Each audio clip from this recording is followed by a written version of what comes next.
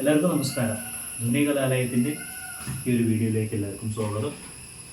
ഒരു വീഡിയോ ചെയ്തുകൊണ്ടിരിക്കുന്ന സമയത്താണ് ചെറിയൊരു പോയിന്റ്, അത് ചെറുതാണോ വലുതാണോ അറിയില്ല, ചിലവർക്ക് അത് ഉപകാരപ്പെടാം. അപ്പോൾ അതെനിക്ക് എല്ലാവർക്കും ഒന്ന് ഷെയർ ചെയ്യണം എന്ന് തോന്നി. ഞാൻ പറയാൻ ഉദ്ദേശിക്കുന്നത് തൊണ്ട വിറപ്പിച്ച് പാടുന്ന ഒരു രീതി. ഞാൻ പഠിപ്പിക്കുന്ന ആൾക്കാരാണെങ്കിലും കുറച്ച് പ്രായം ഉള്ളവരാണെങ്കിലും എല്ലാവർക്കും തൊണ്ട വിറപ്പിച്ച് പാടുന്ന രീതി, അത് എന്തിനാണ്, അതെങ്ങനെയാണ് നോക്കാം. അതിനെക്കുറിച്ചിട്ടാണ് എനിക്ക് സംസാരിക്കാനുള്ളത്. എനിക്ക് വീഡിയോയിലേക്ക് പോവാം.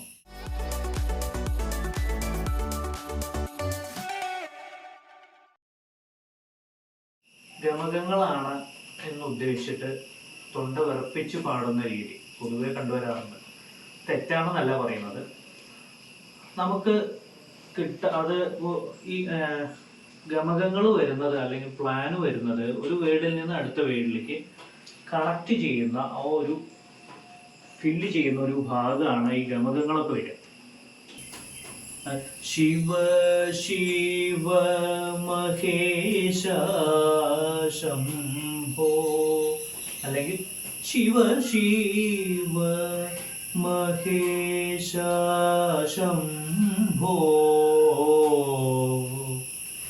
ഇങ്ങനെയുള്ള ഭാഗങ്ങൾ ഒരു വേർഡിൽ നിന്ന് അടുത്ത വേർഡിലേക്ക് കണക്ട് ചെയ്യുന്നത് അല്ലെങ്കിൽ അടുത്ത വരിയിലേക്ക് കണക്ട് ചെയ്യുന്ന ഭാഗങ്ങൾ, അങ്ങനെയുള്ള ആ ഫില്ല് ചെയ്യുന്ന ഭാഗം വിറപ്പിച്ച് പാടുന്ന ഒരു രീതി പലർക്കും ഉള്ളതാണ്. അതൊരു ശീലമാക്കി തന്നെ ചിലവർ ചെയ്യുന്ന കാര്യങ്ങളാണ്. ഞാനിപ്പോൾ പറയാൻ കാരണം എന്താ വെച്ചാൽ, ഞാൻ പഠിപ്പിക്കുന്ന ചിലവരിൽ അത് ഉണ്ട്. അപ്പോൾ അതൊരു തെറ്റായ രീതിയാണെന്ന് എനിക്ക് തോന്നുന്നു. ഗമകങ്ങൾ എന്നുള്ളത് നമ്മുടെ തൊണ്ട വിറപ്പിക്കലല്ല, അത് ഉള്ളിൽ നിന്ന് വരുന്ന ശബ്ദമായിരിക്കണം. തൊണ്ട വിറപ്പിക്കുന്നതും നമ്മുടെ ഉള്ളിൽ നിന്ന് വരുന്ന സ്വരസ്ഥാനങ്ങൾ, ഒരു രാഗത്തിൻ്റെ സ്വരസ്ഥാനങ്ങളുണ്ടല്ലോ, അത് വൃത്തിയായിട്ട് നമ്മൾ പ്രസന്റ് ചെയ്യുക എന്നുള്ളതാണ്. അല്ല തൊണ്ട വിറപ്പിച്ചിട്ട് നമ്മൾ ശബ്ദം ആർട്ടിഫിഷ്യലി നമ്മളൊരു ശബ്ദം ഉണ്ടാക്കി തീർക്കുകയല്ല വേണ്ടത്. എക്സാമ്പിൾ ഒരു കാര്യം പറയുകയാണെങ്കിൽ, ഒരു പാട്ട് നമ്മൾ പറയുകയാണെന്നുണ്ടെങ്കിൽ, ഘനസംഘമിടയുന്ന തനുകാന്തി തൊഴുന്നേ,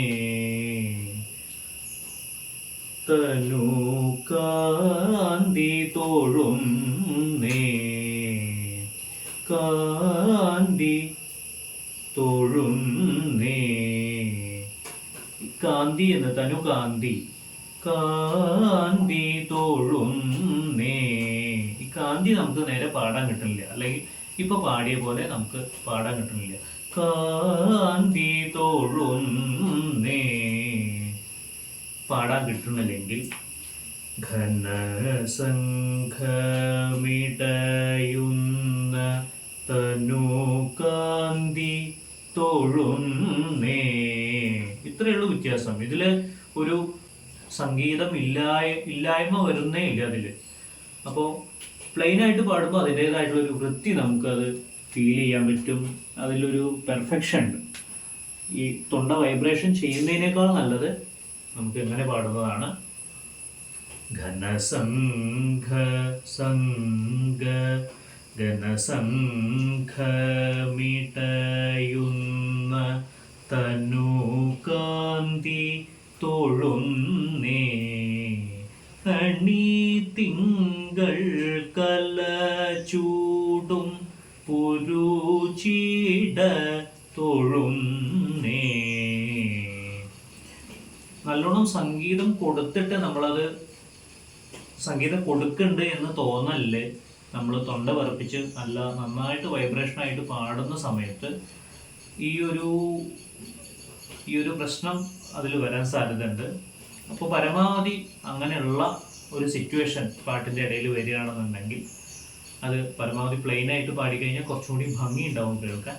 അപ്പോൾ 3 രീതിയിൽ നമുക്ക് അത് പാടാൻ പറ്റും. അത് നമുക്കൊന്ന് ട്രൈ ചെയ്ത് നോക്കാം. ഘനസംഘമിടയുന്ന തനുകാന്തി തൊഴുന്നേ, ഇതൊന്ന്. ഘനസംഘമിടയുന്ന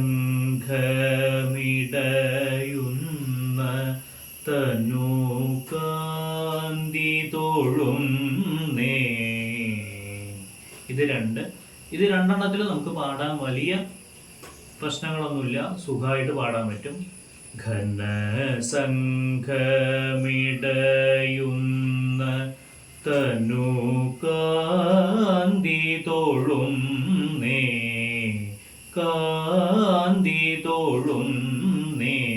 ഇങ്ങനെ വരുന്ന സ്ഥലം വല്ലാണ്ട് നമ്മൾ ഇപ്പൊ പാടിയ പ്ലാനിൽ നിന്നും അധികമായിട്ട് തൊണ്ട വിറപ്പിച്ചിട്ട് ആ ഒരു പ്ലാനാണ് എന്ന് വിചാരിച്ചിട്ട് പാടുന്നത് കുറച്ച് കുഴപ്പം തന്നെയാണ്.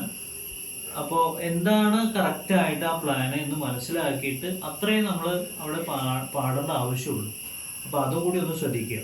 കാന്തി തോളും കാന്തി കൂടുതൽ അങ്ങനെ വരുത്തേണ്ട ആവശ്യമില്ല. കറക്റ്റായിട്ട് എന്താണ് നന്നായിട്ട് മനസ്സിലാക്കിയാൽ തന്നെ നമുക്കത് പഠിക്കാൻ പറ്റുള്ളൂ.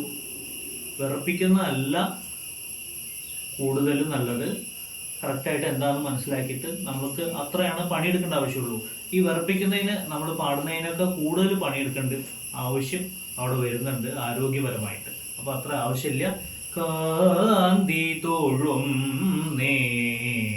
അങ്ങനെ പാടി വയ്ക്കേണ്ട ആവശ്യമുള്ളൂ. നമ്മൾ പാടാൻ തുടങ്ങുന്ന സമയത്ത് നമ്മുടെ സ്വതസിദ്ധമായിട്ടുള്ള ഒരു ശബ്ദം ഉണ്ടല്ലോ, ആ ശബ്ദത്തിൽ തന്നെ പരമാവധി പാടാൻ ശ്രമിക്കുക. പാടാൻ തുടങ്ങുമ്പോൾ നമ്മളുടെ ഈ ഭാഗം ഇറുക്കി പിടിച്ച് വായ നല്ലോണം അടച്ചു പിടിച്ച് പാടുന്ന ഒരു രീതിയുണ്ട്. ഞാൻ കുറേ പേരെ പഠിപ്പിക്കുന്നതുകൊണ്ട് ഈ കുറച്ച് കാര്യങ്ങൾ മനസ്സിലാക്കിയത് ഞാൻ നിങ്ങൾക്ക് ഷെയർ ചെയ്യാണ്, അതുകൊണ്ടാണ് പറയുന്നത്. നമുക്ക് നാച്ചുറലായിട്ടുള്ളൊരു ശബ്ദം ഉണ്ടല്ലോ, അതിൽ തന്നെ വേണം പാടാൻ തുടങ്ങുമ്പോൾ വേറൊരു ശബ്ദത്തിലേക്ക് നമ്മൾ പോകരുത്. അങ്ങനെ പോകേണ്ടതെന്നുണ്ടെങ്കിൽ നമ്മൾ സ്വയം ഒന്ന് ടെസ്റ്റ് ചെയ്ത് നോക്കുന്നത് നന്നായിരിക്കും. നമ്മുടെ ശബ്ദം തന്നെയല്ലേ, അതിന് ഏറ്റവും നല്ലത് നമ്മൾ പാടുക, റെക്കോർഡ് ചെയ്യുക, നമ്മൾ തന്നെ കേൾക്കുക. അപ്പോൾ നമുക്കതിൻ്റെ കുഴപ്പങ്ങൾ കൂടുതൽ നമുക്ക് മനസ്സിലാക്കാൻ പറ്റും. ഇതിൽ കൂടുതൽ ആലോചിക്കാനുള്ള കാര്യങ്ങളൊന്നുമില്ല. ഞാൻ അതിനെക്കുറിച്ച് പറയുകയാണെങ്കിൽ ഇപ്പം എൻ്റെ ശബ്ദം തന്നെ എടുക്കാം. അതിലൊരു പാട്ട് ഞാൻ പാടുകയാണ്. ആ പാട്ട് ഞാൻ എൻ്റെ ശബ്ദത്തിൽ പാടുന്നതും അതല്ലാതെ നമ്മൾ അടച്ചു പിടിച്ച് പാടുന്നതും.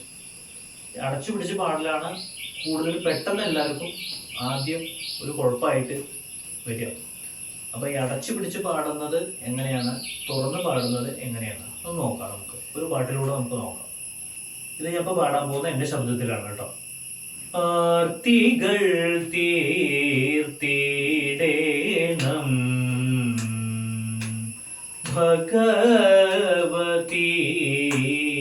കാർത്യായനി ജനനി ഭഗവതി കാർത്യായനി ജനനി.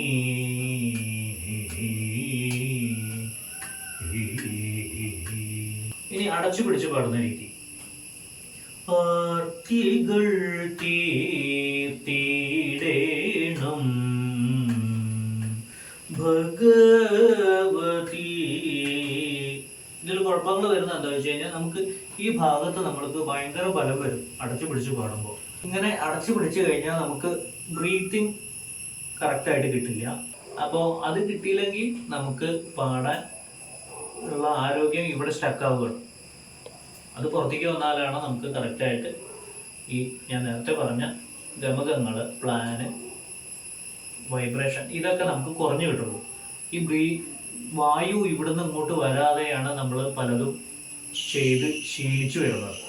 അപ്പോൾ ഈ ഉള്ളിൽ നിന്നുള്ള ശബ്ദം പുറത്തേക്ക് വരണം, അതിൻ്റെ കൂടെ വായു അങ്ങോട്ടും ഇങ്ങോട്ടും പോകണം. ഇതെല്ലാം നേരെ നടന്നാലാണ് നമുക്ക് വൃത്തിയായിട്ട് പാടാൻ പറ്റുള്ളൂ. ഒന്നും കൂടി നമുക്കത് പാടി നമുക്ക് ഈ ഞാൻ നേരത്തെ പറഞ്ഞ കുഴപ്പങ്ങൾ, വൈബ്രേഷൻ, പ്ലാന്, ആലാപ്പ് ഇതെല്ലാം ശരിയാക്കണം എന്നുണ്ടെങ്കിൽ നമ്മൾ അതിന് വൃത്തിയായിട്ട് പ്രാക്ടീസ് ചെയ്താൽ തന്നെയാണ് ഇതെല്ലാം നടക്കുള്ളൂ. വരിശകൾ, ജണ്ടവരിശകൾ ഇതെല്ലാം വൃത്തിയായിട്ട് പ്രാക്ടീസ് ചെയ്യുക. അപ്പോൾ കുറച്ചുകൂടി നമുക്ക് വൃത്തിയായിട്ട് പാടാൻ പറ്റും. നമ്മൾ കർണാടകയിൽ നമ്മൾ വരിശകളാണ് നമ്മൾ ആദ്യം പഠിപ്പിക്കുക. സരളി വരിശ, ജണ്ട വരിശ, അങ്ങനെയുള്ള വരിശകളാണ് പഠിപ്പിക്കുക. ഈ വരിശകളെല്ലാം പഠിച്ചു കഴിയുമ്പോഴേക്കും നമ്മൾ പാടാനാവൂ എന്നുള്ള ബേസിക് ആയിട്ടുള്ള ഒരു അടിത്തറയാണ് ഈ വരിശകളെല്ലാം, അലങ്കാരങ്ങൾ കഴിയുന്നവരേക്ക്.